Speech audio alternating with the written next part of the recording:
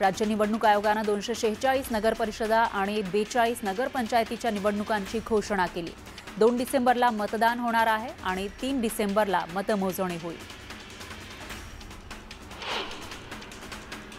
नगर परिषद आणि नगरपालिकांच्या निवडणुकीसाठी 7 नोव्हेंबरला मतदान यादी प्रसिद्ध केली जाणार आहे। ईव्हीएमद्वारेच निवडणूक घेतली जाणार असल्याची माहिती निवडणूक आयोगाने दिली आहे।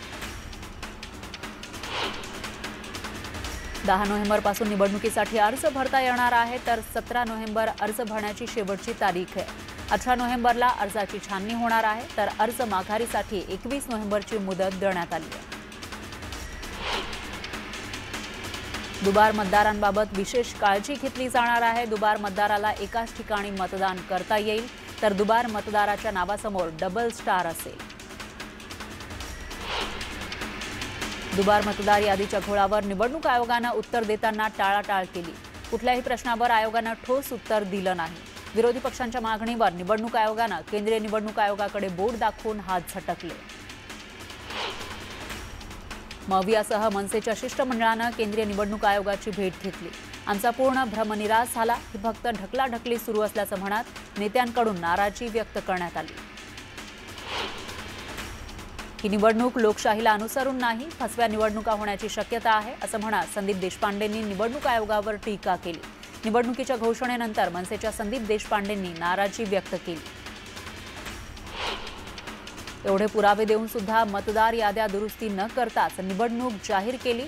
सत्ताधाऱ्यांना अजून कोणते पुरावे द्यावे लागणार? मतदार याद्यांमधील घोळासह निवडणुकीचा घाट घालणाऱ्यांना जनता धडा शिकवल्याशिवाय राहणार नाही, अशा शब्दात हर्षवर्धन सपकाळ यांनी सत्ताधाऱ्यांवर निशाणा साधला। फेक मतदानावर नियंत्रण कसं मिळवणार? दुबार मतदार यादी कधी देणार? असा सवाल विचारत आमदार रोहित पवारांनी निवडणूक आयोगावर निशाणा साधला। माजी आमदार बच्चू कडूंनी निवडणुका पारदर्शक राहिल्या नाही असं विधान केलं। अचलपूर मतदारसंघातही निवडणुकीच्या आधी 10,000 मतं वेळेवर कमी झाली। जसं मत देण्याचा अधिकार आहे, तसं दिलेलं मत उमेदवाराला मिळालं का हे तपासण्याचाही अधिकार आहे। निवडणूक आयोगाने याची तरतूद करावी असं बच्चू कडू म्हणाले। तळेगाव नगर परिषदेच्या निवडणुकीसाठी प्रशासकीय तयारीला वेग आलाय। अंतिम मतदार यादी जाहीर झाली आहे। यंदा 64,678 मतदार शहराचं भविष्य ठरवणार आहेत। जमेल तिथं युती करा, जिथं युती होणार नाही तिथं स्वतंत्र लढा। चिन्हावर लढायचं असेल तर चिन्हावर लढा, पक्ष सोडायला लागला तर चालेल, मात्र रणजितसिंह नाईक निंबाळकर यांच्या पॅनलसोबत जाणार नाही असं रामराजे नाईक निंबाळकरांनी स्पष्ट केलं। रायगडमधील पेण नगर परिषदेच्या वॉर्ड क्रमांक 12 मधील मतदार यादीमध्ये घोळ असल्याचा आरोप करण्यात आला। इच्छुक उमेदवार अभिराज कडू यांनी प्रभागातील मतदार यादीतील फेरबदलावर तीव्र आक्षेप घेत मुख्याधिकाऱ्यांकडे तक्रार दिली। नगर परिषद निवडणुकीचं बिगुल वाजताच तळेगाव दाभाडेमध्ये भाजपकडून नगराध्यक्षपदासाठी 4 जणांनी तर नगरसेवक पदासाठी 76 इच्छुकांनी मुलाखती दिल्या। त्यामुळे शहरातील राजकीय वातावरण तापलंय। इच्छुक उमेदवारांमुळे चर्चांना उधाण आलंय। राज्यात मतचोरी होत असल्याचा आरोप करुणा मुंडेंनी केलाय। सर्वांनी एकत्रित येऊन उपाय करणं गरजेचं आहे असं त्या म्हणाल्या। तर निवडणुकीमध्ये ताकदीनं उतरणार असंही त्यांनी सांगितलं। नाशिकमध्ये जवळपास 3 लाखांपेक्षा जास्त दुबार मतदारांची नावं असल्याचा दावा शिवसेनेच्या पदाधिकाऱ्यांनी केला।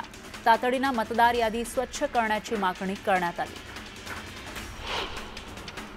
2-4 वॉर्ड सोडले तर विरोधकांकडे उमेदवार नसल्याचं वक्तव्य आमदार संतोष बांगर यांनी केलं। हिंगोली शहरातील सर्व प्रभागांमध्ये आमचे उमेदवार फिक्स झाल्याचं ते म्हणाले। सगळ्यांचा मास्टरमाइंड मी असेल तर पुरावे द्यावेत। फलटण प्रकरणाचा तपास नीट पद्धतीनं करण्याची मागणी रामराजे निंबाळकरांनी केली। फलटण प्रकरणाच्या आरोपांवरून त्यांनी ही प्रतिक्रिया दिली। काही अंगाशी आलं की माझ्यावर आरोप करत असल्याचं वक्तव्य रामराजे नाईक निंबाळकरांनी केलं। ही विकृतीच असल्याचं ते म्हणाले। 277 केसेस खऱ्या असतील तर मीही कोर्टात जाणार असं त्यांनी म्हटलंय। फलटणमधील डॉक्टर आत्महत्या प्रकरणी रणजितसिंह नाईक निंबाळकरांनी मेहबूब शेख यांना लक्ष्य केलं। यावर मेहबूब शेख यांनी प्रत्युत्तर दिलं। निंबाळकरांचं आव्हान स्वीकारत उद्या पत्रकार परिषद घेऊन उत्तर देऊ असं शेख म्हणाले। आजपासून इस्लामपूरचं नाव ईश्वरपूर झाल्याची माहिती मंत्री बावनकुळेंनी दिली। ईश्वरपूर नावाबाबत आजच अधिसूचना जारी करण्यात आली आहे। स्थानिकांच्या आग्रहामुळे नाव बदलण्याचा निर्णय घेतल्याचं त्यांनी सांगितलं। बारामतीमध्ये नगराध्यक्षपदासाठी जय पवारांच्या नावाची जोरदार चर्चा रंगली आहे। जय पवार हे अजित पवारांचे धाकटे चिरंजीव आहेत। दरम्यान जय पवार निवडणूक लढणार का हे पाहणं महत्त्वाचं ठरणार आहे। दुबार मतदारांची यादी जाहीर केल्यामुळे उद्धव ठाकरेंनी मंत्री आशिष शेलारांचं अभिनंदन केलं होतं। त्यावर आशिष शेलारांनी प्रत्युत्तर दिलं। ठाकरेंच्या पक्षाची तंत्रली आहे। महाविकास आघाडीतील पक्ष उताणे पडलेले पक्ष आहेत। त्यामुळे मुंबई महानगरपालिका आणि राज्यातील स्थानिक स्वराज्य संस्था निवडणुका महायुतीनं जिंकल्यानंतर उद्धव ठाकरेंना माझं पुन्हा अभिनंदन करावं लागेल असं शेलार म्हणाले। बीडमध्ये स्थानिक स्वराज्य संस्थांमध्ये वेगळी आघाडी करून शरद पवारांची राष्ट्रवादी लढणार आहे। राजेंद्र मस्केंनी ही माहिती दिली आहे। बीड जिल्ह्यात तिसऱ्या आघाडीचा नारा देण्यात आलाय। युती जमत नसेल तर त्यांनी जिल्हा स्तरावर निर्णय घ्या असं वरिष्ठांनी सांगितलंय। त्यामुळे नंदुरबार, अक्कलकुवा, धडगाव विधानसभा मतदारसंघात आम्ही महायुती करणार नाही असं भाजप आमदार विजयकुमार गावित यांनी स्पष्ट केलं। स्थानिक स्वराज्य संस्थेत युती न करता स्वतंत्र लढण्याची आमची भूमिका आहे असं ते म्हणाले। भंडारा गोंदियाचे काँग्रेस खासदार प्रशांत पडोळेंनी सरकारनं शेतकऱ्यांबाबत असलेलं धोरण बदलावं आणि हेक्टरी 1 लाख रुपयांची मदत करावी अशी मागणी केली। नाहीतर मुख्यमंत्री आणि पंतप्रधानांना उडवून देऊ असं वादग्रस्त विधान केलं होतं। त्यावर आता त्यांनी सारवासारव केली आहे। सरकार शेतकऱ्यांना आर्थिक मदत करत नाही म्हणून शेतकऱ्यांची भावना मांडली। माझ्या बोलण्याचा उद्देश सत्तेतून उडवून देऊ असा होता असं स्पष्टीकरण खासदार पडोळेंनी दिलं। शक्तीपीठ महामार्गामुळे शेतकऱ्यांच्या बागायती जमिनी उद्ध्वस्त होणार असल्याचं राजू शेट्टींनी म्हटलंय। तर जनतेला कर्जाच्या खाईत टाकून महामार्ग नको असंही ते म्हणाले। जैन धर्माच्या संस्थेच्या जागेवर संग्राम जगताप यांनी कार्यालय सुरू केल्याचा आरोप ठाकरेंच्या शिवसेनेनं केला। ठाकरेंच्या शिवसेनेचे नेते किरण काळे यांनी हा दावा केलाय। तर धर्मादाय आयुक्तांकडे तक्रार केल्याची माहितीही त्यांनी दिली। नवी मुंबई विमानतळाच्या माध्यमातून 1 लाख नोकऱ्या स्थानिक आणि मराठी तरुणांना उपलब्ध होतील अशी वल्गना सिडकोनं केल्याचा आरोप मनसेकडून करण्यात आलाय।